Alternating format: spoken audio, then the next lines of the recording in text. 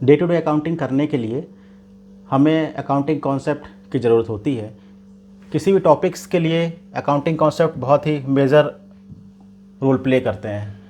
Accounting concept अगर हमारे clear हैं तो डेफिनेटली हमें किसी भी सब्जेक्ट या टॉपिक को समझने में बहुत आसानी होती है।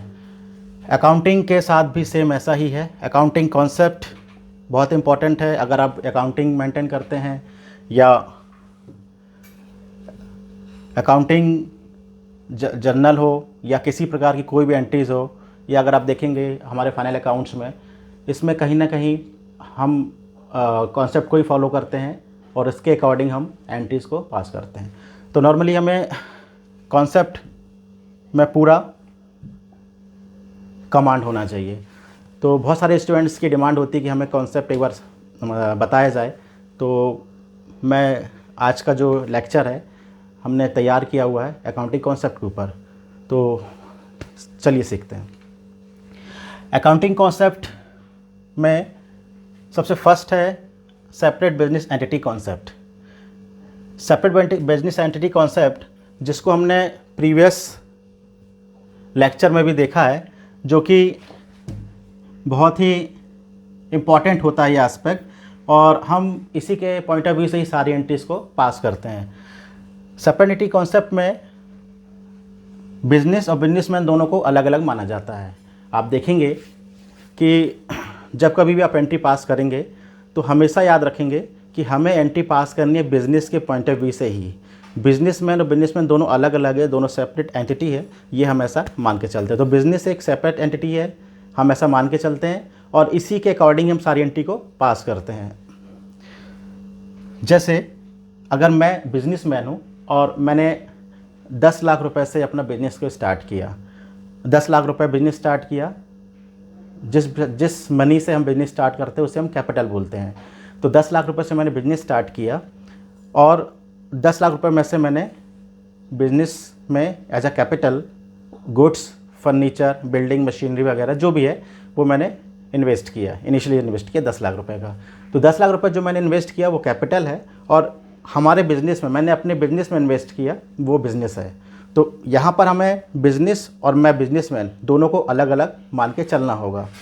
ऐसा इसलिए होता है कि बिज़नेस तभी ग्रोथ करता है जब बिज़नेस का पैसा बिज़नेस में ही इन्वेस्ट हो, तो बिज़नेस का पैसा ग्रोथ करता है। अगर आप बिज़नेस से विड्रॉल करते चले जाएंगे तो आपका बिज़नेस ग्रोथ नहीं कर पाएगा।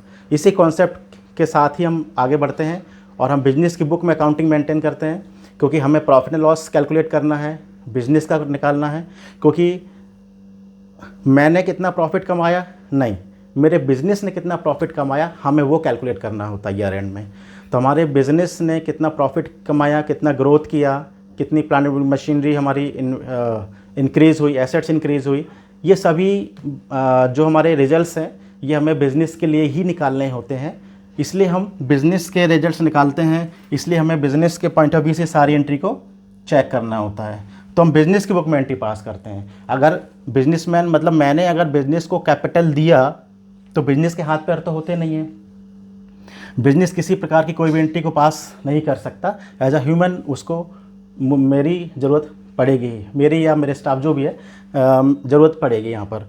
तो हम स्टाफ को अपॉइंट करेंगे या मैं बिज़नेस को पूरा मैनेज करूँगा अगर सोल ट्रेड कंसर्न होगा तो।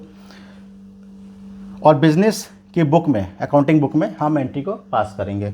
तो हमेशा याद रखें कि हम अकाउंटिंग में हमारा जो कॉन्सेप्ट है बिज़नेस और बिजनेसमैन दोनों को अलग अलग लेकर चलना है।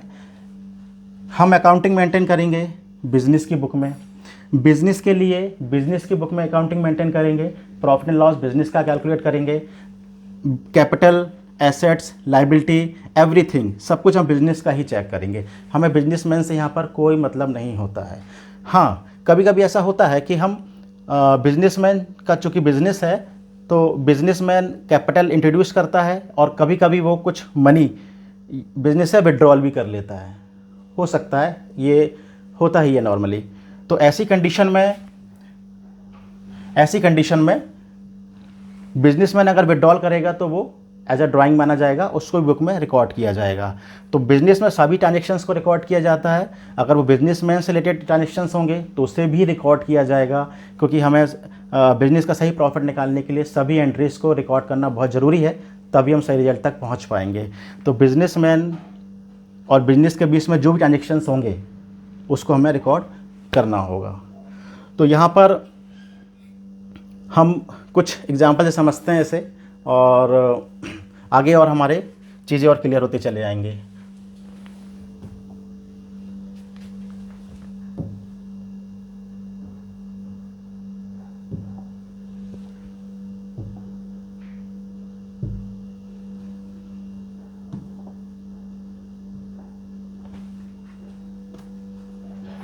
जैसे हमने कॉन्सेप्ट में देखा था, बिजनेस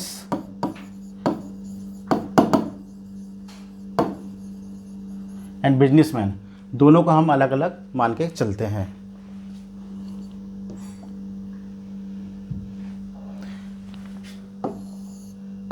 बिजनेसमैन ने कैपिटल दिया 10 लाख, तो हमें प्रॉफिट निकालना है बिजनेस के लिए, बिजनेस की बुक में एंट्री करनी है। तो जो अकाउंटिंग बुक होगी, जर्नल होगी, उसमें हम एंट्री करेंगे बिजनेस की बुक में। जो अकाउंटिंग मेंटेन होगी उसमें प्राइमरी जो बुक जिसे हम कहते हैं वो होती है जर्नल। जर्नल एक प्राइमरी बुक होती है जिसमें हम सभी ट्रांजेक्शन्स को रिकॉर्ड करते हैं। तो अगर हम इस एंट्री की बात करें, कैपिटल 10 लाख रुपए इन्वेस्ट किया गया है, तो 10 लाख रुपए बिजनेस में कैश आ रहा है। 10 लाख रुपए बिजनेस में कैश आए तो जो हमारा डेबिट क्रेडिट, जो हमारा डबल एंट्री सिस्टम का जो रूल है, डेबिट एंड क्रेडिट, हम इसके रूल्स को फॉलो करेंगे, जो हम आगे अभी सीखेंगे। नेक्स्ट टॉपिक में हम सीखेंगे डेबिट क्रेडिट क्या होता है, डबल एंट्री सिस्टम क्या होता है। अभी हम सिर्फ इतना ध्यान रखें कि अभी हमारा जो कॉन्सेप्ट है, बिजनेस और बिजनेस में दोनों को अलग अलग मान के चलना है। इन दोनों के बीच के जो ट्रांजेक्शन्स होंगे उसे हम बिजनेस की बुक में रिकॉर्ड करेंगे। बिजनेसमैन ने 10 लाख रुपए जो इन्वेस्ट किया बिजनेस में, इसे भी आपको रिकॉर्ड करना पड़ेगा। तो बिजनेस में कैश आ रहा है, तो 10 लाख रुपए आए, तो यहाँ पर जो कैश है 10 लाख, ये हम एज अ कैपिटल, जिसे हम कैपिटल बोलेंगे, इसके हम डेबिट करेंगे। तो कैपिटल यहाँ पर डेबिट होगा, मतलब कैश डेबिट होगा, और कैपिटल के नाम से हम इसे क्रिएट कर लेंगे 10 लाख। तो 10 लाख रुपए आप देख रहे हैं कि हम इसे एंट्री पास कर रहे हैं। कैश बिजनेस में आ रहा है, बिजनेस में कैश आया तो जो आता है उसे हम डेबिट करते हैं। कैश को हमने डेबिट किया, और चूँकि कैपिटल के नाम से आ रहा है, लायबिलिटी है तो इसे क्रेडिट करेंगे। क्योंकि जब हमने दोनों को अलग अलग माना है तो डेफिनेटली अगर हम किसी से पैसा लेते हैं, हमने बिजनेसमैन दोनों को अलग अलग माना है, बिजनेस और बिजनेस में दोनों अलग अलग हैं। अगर हमने बिजनेस से कैश लिया है तो हमें बिजनेस रिफंड करेगा, फ्यूचर में बिजनेसमैन को वापस देगा, इसलिए इसके बिजनेस के लिए लायबिलिटी माना जाता है, और हम उसे कैपिटल को लायबिलिटी मान करके क्रेडिट करते हैं। तो यहाँ पर हमने देखा कि जो विड्रॉल हुआ, जो इन्वेस्ट हुआ, उसे हमने एंट्री बुक की। और अगर बिजनेसमैन बिजनेस से कुछ पैसा विड्रॉल करता है, अगर बिजनेसमैन ने बिजनेस से कुछ पैसा विड्रॉल किया, तो वैसी स्थिति में ये होगा ड्राइंग। ड्राइंग को हिंदी में बोलते हैं आहरण करना, निकालना। तो अब बिजनेसमैन ने अगर बिजनेस से 10,000 रुपीज़ विड्रॉल किया, 10,000 रुपीज़ विड्रॉल किया, तो यहाँ पर ये ड्राइंग है, इसे भी रिकॉर्ड करना पड़ेगा। पर्सनल ट्रांजेक्शन्स होते रहते हैं बिजनेस में जिसे रिकॉर्ड किया जाता है। जैसे मान लीजिए मेरी एक शॉप है, मैंने 10 लाख रुपए से मैंने अपनी एक रेडीमेड शर्ट की एक शॉप ओपन की। तो यहाँ पर चूँकि मेरा बिज़नेस है, मैं बिज़नेस में बैठता हूँ, बिज़नेस के सारे पूरा कंट्रोलिंग मैं ही करता हूँ। मैंने कैपिटल लगाया, उससे मतलब प्रॉफिट या लॉस भी मैं बेयर करूँगा। मैंने बिज़नेस के लिए परचेजिंग मैं करता हूँ, गुड्स की परचेजिंग करता हूँ, एसेट्स की परचेजिंग करता हूँ, कस्टमर को गुड्स सेल करता हूँ, और इसके बाद फिर उनसे रिकवरी भी मैं करता हूँ, सारे एक्सपेंसेस मैं करता हूँ, एवरीथिंग, सब कुछ मैं करता हूँ अपने बिज़नेस के लिए। ऐसी कंडीशन में हम सभी ट्रांजेक्शन्स को नोट करते हैं, और हमने अगर बिजनेस से कुछ पैसा अपने घर की ज़रूरत के लिए अगर विड्रॉल भी कर लिया, अपने हाउस होल्ड एक्सपेंसेस के लिए या घर के लिए, अगर हमने ज़रूरत के लिए कुछ पैसा बिजनेस से विड्रॉल किया, तो बिजनेस से वो पैसा गया, मतलब बिजनेस ने मैंने विड्रॉल किया, तो इसको रिकॉर्ड करेंगे हम, क्योंकि बिजनेस से कैश जा रहा है। तो बिजनेस से कैश जाएगा तो हम कैश यहाँ पर क्रेडिट करेंगे, और चूँकि ड्राइंग के नाम से है तो ड्राइंग को हम यहाँ पर डेबिट कर लेंगे 10,000। तो ये हमने 10,000 रुपीज़ की 2 एंट्री बनाई, कैश ड्राइंग को डेबिट कर लिया और कैश को क्रेडिट कर लिया। तो हम यहाँ पर ये देख रहे हैं कि अगर बिजनेस से बिजनेसमैन कुछ भी ट्रांजेक्शन्स करता है तो उसको हम रिकॉर्ड करते हैं।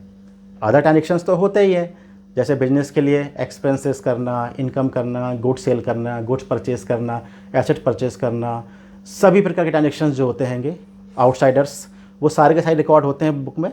और इंटरनल जो बिजनेसमैन से होते हैं वो भी रिकॉर्ड किए जाते हैं। तो ओवरऑल यहाँ पर कहने का सिर्फ इतना मतलब है कि सेपरेट बिजनेस एंटिटी कॉन्सेप्ट में हम सभी ट्रांजेक्शन्स को नोट करते हैं, चाहे वो पर्सनल हो या आउटसाइडर्स या कस्टमर से रिलेटेड हो, सभी रिकॉर्ड किए जाते हैं इसमें। होप आपको ये समझ में आया होगा।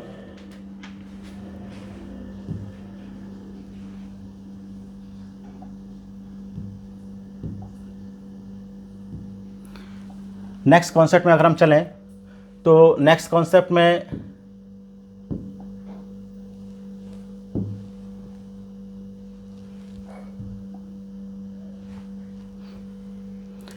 अभी हमने सीखा बिजनेस एंटिटी